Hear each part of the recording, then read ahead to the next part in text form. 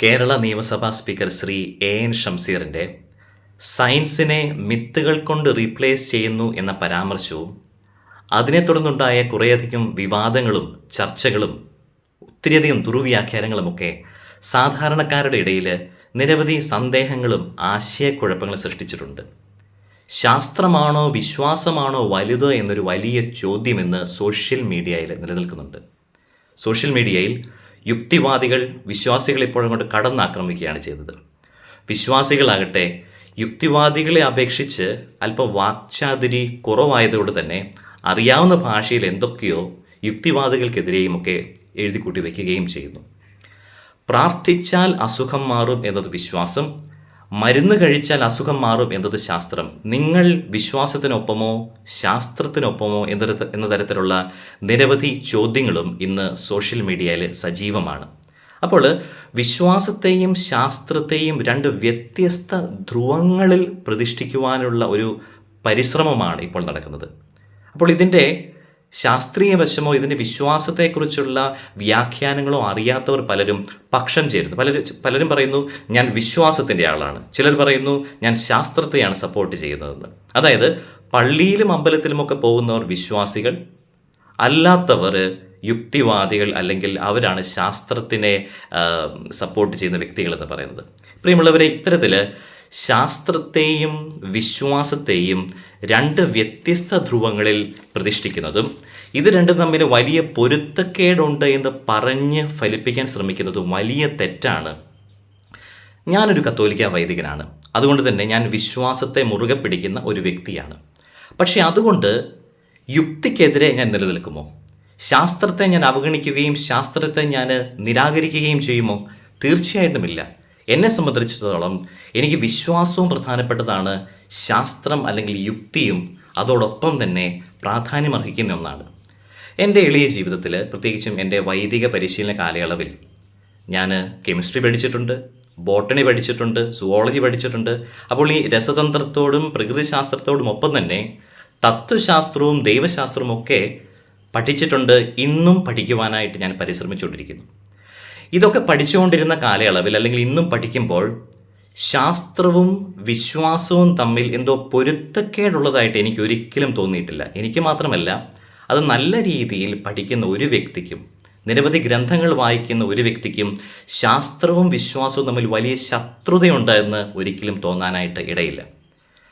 എന്നെ സംബന്ധിച്ചിടത്തോളം എനിക്ക് കിട്ടിയ തിരിച്ചറിവ്, ശാസ്ത്രവും വിശ്വാസവും ഒരു നാണയത്തിൻ്റെ ഇരുപുറങ്ങൾ പോലെ തന്നെയാണ്. ഇതുതന്നെയാണ് 1998 ഫിദസ് എത്ത് റാസിയോ എന്ന ചാക്രിക ലേഖനത്തിലൂടെ വിശുദ്ധ ജോൺ പോൾ II മാർപ്പാപ്പ ഈ ലോകത്തെ പഠിപ്പിക്കുന്നതും. മാർപ്പാപ്പ പറയുന്നത് ഇപ്രകാരമാണ്: വിശ്വാസവും യുക്തിയും മനുഷ്യാത്മാവ് സത്യത്തിൻ്റെ വിചിന്തനത്തിലേക്ക് ഉയരുന്ന രണ്ട് ചിറകുകൾ പോലെയാണെന്നാണ്. അപ്പോൾ ഒരു ചിറക് അരിഞ്ഞു കളഞ്ഞ ശേഷം മറ്റു ചിറകുകൊണ്ട് മാത്രം സത്യത്തെ വിചിന്തനം ചെയ്യുവാനായിട്ട് നമുക്ക് സാധിക്കുകയില്ല. വിശ്വാസവും അതോടൊപ്പം തന്നെ യുക്തിയും നമുക്ക് അനിവാര്യമാണ്. 1998 മാത്രമല്ല, ഒരു നൂറ്റാണ്ട് മുൻപ്, അതായത് ഏകദേശം 1879 ലിയോ 13 മാർപ്പാപ്പായും എയ്തേർനി പാട്രിസ് എന്ന ചാക്രിക ലേഖനത്തിലൂടെയും വിശ്വാസവും യുക്തിയും തമ്മിലുള്ള ബന്ധത്തെക്കുറിച്ച് നമ്മെ പഠിപ്പിക്കുന്നുണ്ട്. അവിടെ നമ്മൾ വായിക്കുന്നു, ക്രൈസ്തവ വിശ്വാസത്തിലേക്കുള്ള ചവിട്ടുപടിയാണ് യുക്തി എന്ന്. നോക്കുക, സഭയോ ഞങ്ങൾ പുരോഹിതരോ അല്ലെങ്കിൽ വിശ്വാസമുള്ള ഏതൊരു വ്യക്തിയോ ഒരിക്കലും വിശ്വാസവും യുക്തിയും രണ്ടും രണ്ട് എതിർ ദിശകളിലേക്ക് യാത്ര ചെയ്യുന്ന റെയിൽവേ പാളങ്ങളെ പോലെ ഒരിക്കലും ആരും പഠിപ്പിക്കുകയില്ല. രണ്ടും ചേർന്ന് പോകേണ്ടതാണ്. ഒരേ നാണയത്തിൻ്റെ ഇരുപുറങ്ങളാണ് രണ്ടും, അല്ലെങ്കിൽ രണ്ട് ചിറകുകൾ പോലെയാണ് വിശ്വാസവും യുക്തിയും. രണ്ടും നമുക്ക് അനിവാര്യമാണ്. കാരണം രണ്ടിൻ്റെയും സ്രോതസ്സ് ഒന്ന് തന്നെയാണ്. അതെന്നെ സംബന്ധിച്ചിടത്തോളം അത് ദൈവമാണ് രണ്ടിൻ്റെയും സ്രോതസ്സ് എന്ന് പറയുന്നത്. അപ്പോൾ ഇത്തരത്തിലുള്ള പ്രബോധനങ്ങൾ, അതായത് വിശ്വാസവും യുക്തിയും നമുക്ക് അനിവാര്യമാണ് എന്ന തരത്തിലുള്ള പ്രബോധനങ്ങൾ നമുക്ക് സഭ കാലങ്ങൾക്ക് മുൻപേ തന്നെ നൽകിക്കഴിഞ്ഞു. ഇപ്പോൾ സോഷ്യൽ മീഡിയയിൽ നിലനിൽക്കുന്ന ചർച്ചകൾ കേട്ടുകഴിഞ്ഞാൽ തോന്നും, ഇപ്പോൾ ഈ ദിവസങ്ങളിൽ ഇപ്പോൾ ആദ്യമായിട്ട് വിശ്വാസമാണോ യുക്തിയാണോ വലുത് എന്നുള്ള ചർച്ച ആരംഭിച്ചതെന്ന്. അല്ല, ഇത് ആദിമ നൂറ്റാണ്ടിൽ തൊട്ട് തുടങ്ങിയ ഒരു ചർച്ചയാണിത്. വിശ്വാസമാണോ വലുത് അല്ലെങ്കിൽ യുക്തിയാണോ വലുത് എന്ന്. അപ്പോൾ ഇന്ന് സോഷ്യൽ മീഡിയയിൽ ഈ പക്ഷം പിടിക്കുന്നവരുടെ ഒരു പശ്ചാത്തലം നമുക്ക് ഊഹിക്കാനുള്ളതേ ഉള്ളൂ. അവർക്ക് എവിടെയോ ഒരല്പം അറിവിൻ്റെ കുറവുണ്ട്, അല്പം ചരിത്രത്തെക്കുറിച്ചുള്ള അവബോധത്തിൻ്റെ കുറവുണ്ട്. കാരണം ഇത്തരത്തിലുള്ള ഡിസ്കഷൻസൊക്കെ അതിനുള്ള ഉത്തരങ്ങൾ സഭയും സമൂഹവും പണ്ഡിതന്മാരുമൊക്കെ പണ്ടേ നൽകി കഴിഞ്ഞു. അതായത് നമുക്ക് വിശ്വാസവും യുക്തിയും അനിവാര്യമാണ്. ഇനി വിശ്വാസം മാത്രമേ എനിക്ക് പാടുള്ളൂ എന്ന് പറയുന്ന ചിലരുണ്ട്. വിശ്വാസം മാത്രം. ശാസ്ത്രത്തെ നിരാകരിക്കുന്നവരുണ്ട്, ശാസ്ത്രത്തെ അവഗണിക്കുന്നവരുണ്ട്, ശാസ്ത്രത്തെ തള്ളിപ്പറയുന്നവരുണ്ട്. അവരോട് പറഞ്ഞുകൊള്ളട്ടെ, ശാസ്ത്രമില്ലാതെ ഇന്നത്തെ കാലത്ത് എങ്ങനെ ജീവിക്കാനാവും? ഇപ്പം എന്നെ സംബന്ധിച്ചിടത്തോളം ഞാനൊരു പുരോഹിതനാണ്, വിശ്വാസത്തെ മുറുകെ പിടിക്കുന്ന ഒരു വ്യക്തിയാണ്. പക്ഷേ ഞാൻ അല്പസ്വല്പം മരുന്നുകളൊക്കെ കഴിക്കും, ഗുളികയും മറ്റു മരുന്നുകളൊക്കെ ഒന്ന് പിടിച്ചു നിൽക്കാനായിട്ട് കഴിക്കേണ്ട ആവശ്യമുണ്ട്. ഈ ഒരു ടോക്ക് പോലും ഞാൻ റെക്കോർഡ് ചെയ്യുമ്പോൾ ശാസ്ത്രത്തിൻ്റെ സഹായം എനിക്ക് ആവശ്യമാണ്. അപ്പോൾ ശാസ്ത്രം വേണ്ട, വിശ്വാസം മാത്രം മതി എന്ന് പറയുന്നത് തീർത്തും തെറ്റായ ഒരു ചിന്തയാണ്. ഇനി അതുപോലെ തന്നെ യുക്തി കൊണ്ട് എല്ലാം നേടാം, ശാസ്ത്രം കൊണ്ടെല്ലാം നേടിയെടുക്കാമെന്ന് പറയുന്നവരോട്, വാദിക്കുന്നവരോട് ഒരു ചോദ്യം. ശാസ്ത്രം കൊണ്ടും യുക്തി കൊണ്ടും നിങ്ങൾക്ക് എല്ലാത്തിൻ്റെയും വ്യാഖ്യാനങ്ങൾ നൽകാൻ സാധിക്കുമോ? എല്ലാം നേടിയെടുക്കുവാനായിട്ട് സാധിക്കുമോ? മനുഷ്യാത്മാവിനെക്കുറിച്ചുള്ള നിർവചനം ശാസ്ത്രം കൊണ്ട് നിങ്ങൾക്ക് എങ്ങനെ പറയാനായിട്ട് സാധിക്കും? അതോ മനുഷ്യാത്മാവും ഇല്ലെന്നാണോ നിങ്ങൾ പറയുന്നത്? ഇനി മനുഷ്യജീവൻ, മരണത്തിന് ശേഷം എന്ത് സംഭവിക്കുന്നു എന്നതിനെക്കുറിച്ചുള്ള വ്യാഖ്യാനം, അത് ശാസ്ത്രം കൊണ്ട് എങ്ങനെ നിങ്ങൾക്ക് പറയുവാനായിട്ട് സാധിക്കും? മനുഷ്യാത്മാവ് ഈ കല്ലോ പാറയോ പോലെ ഈ ഭൂമിയിൽ തന്നെ അങ്ങ് ജീർണിച്ച് ഇല്ലാതാവുകയാണ് ചെയ്യുന്നത്? അതോ മരണാനന്തരം ഒരു ജീവിതമുണ്ട് എന്ന യാഥാർത്ഥ്യം ശാസ്ത്രം കൊണ്ട്, യുക്തി കൊണ്ട് എങ്ങനെ പറഞ്ഞ് ഫലിപ്പിക്കാനായിട്ട് സാധിക്കും? അപ്പോൾ മനുഷ്യാത്മാവിനെക്കുറിച്ചും മരണാനന്തര ജീവിതത്തെക്കുറിച്ചുള്ള വ്യാഖ്യാനങ്ങൾ നൽകേണ്ടതിന് നമുക്ക് വിശ്വാസം അനിവാര്യമാണ്. അതുപോലെ തന്നെയാണ് ഒരു വ്യക്തിയെ സ്നേഹത്തിൽ വളർത്തിക്കൊണ്ടുപോകാൻ, പ്രത്യാശയിൽ ഒരു വ്യക്തിക്ക് വളരുവാനായിട്ട്, സാൻമാർഗികതയിൽ ഒരു വ്യക്തിക്ക് വളരുവാനായിട്ട് തീർച്ചയായിട്ടും ശാസ്ത്രത്തെക്കാൾ ഉതകുന്നത് വിശ്വാസം തന്നെയാണ്. അപ്പോൾ വിശ്വാസത്തെ തള്ളിപ്പറഞ്ഞുകൊണ്ടുള്ള യുക്തിവാദം എന്തുകൊണ്ടും തെറ്റാണ്. രണ്ടും ഒരേ രീതിയിൽ മുൻപോട്ട് പോകേണ്ടതാണ്. വിശ്വാസവും യുക്തിയും നമുക്ക് അനിവാര്യമാണ്. നമ്മൾ നമ്മുടെ ലോക ചരിത്രം പരിശോധിക്കുകയാണെങ്കിൽ നിരവധി കത്തോലിക്ക പുരോഹിതരും സന്യാസിനികളും ശാസ്ത്രീയമായിട്ടുള്ള സംഭാവനകൾ നൽകിയിട്ടുള്ളതായിട്ട് കാണുവാൻ നമുക്ക് സാധിക്കും. ബെൽജിയൻ പുരോഹിതനായ ജോർജ് ലെമൈത്തറാണ് ഇന്നത്തെ ബിഗ് ബാങ് തിയറിയുടെ ഉപജ്ഞാതാവ്. കണ്ടോ, ഇന്ന് പ്രപഞ്ചോൽപത്തിയെക്കുറിച്ച് അംഗീകരിക്കപ്പെട്ടിട്ടുള്ള, എല്ലാവരുടെയും സമ്മതം ഏറ്റുവാങ്ങിയിട്ടുള്ള ഒരു തിയറിയാണല്ലോ ബിഗ് ബാങ് തിയറി. അതിൻ്റെ പ്രൊപ്പോണൻ്റ് എന്ന് പറയുന്നത് ഒരു കത്തോലിക്ക പുരോഹിതനായ ജോർജ് ലെമൈത്തറാണ്.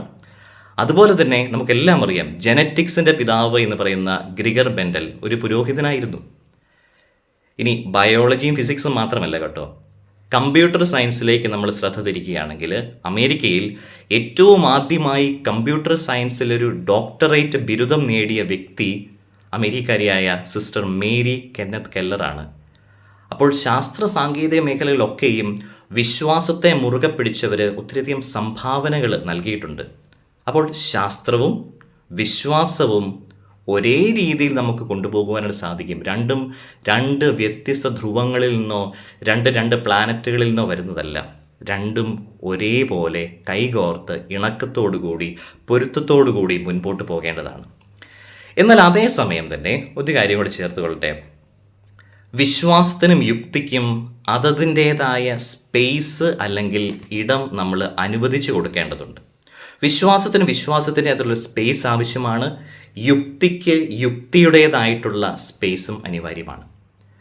വീണ്ടും എൻ്റെ വൈദിക പരിശീലന കാലഘട്ടത്തിൽ ബൈബിളിലെ ചില പരാമർശങ്ങളുടെ ശാസ്ത്രീയ വശങ്ങളെക്കുറിച്ചുള്ള ഒരു പഠനം നടത്തുവാനായിട്ട് ഞാൻ ആരംഭിച്ചു. ഒത്തിരിയധികം ഗ്രന്ഥങ്ങൾ വായിച്ചു, നിരവധി പണ്ഡിതന്മാരുമായിട്ട് ചർച്ച ചെയ്തു, അതിലുപരി ഞാൻ പ്രാർത്ഥിച്ചു കുറേയധികം നാളുകൾ.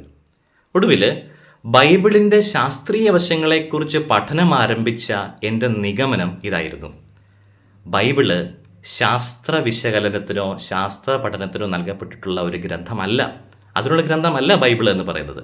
മറിച്ചോ അത് വിശ്വാസത്തിൽ എന്നെ വളർത്തുവാനായിട്ടും വിശ്വാസത്തിനെ പരിപോഷിപ്പിക്കുവാനായിട്ടും ദൈവം നൽകിയ വെളിപാടിൻ്റെ ഭാഗമാണ് ബൈബിൾ എന്ന് പറയുന്നത്. അപ്പോൾ ബൈബിളിൽ ശാസ്ത്രം തേടേണ്ട ആവശ്യമില്ല.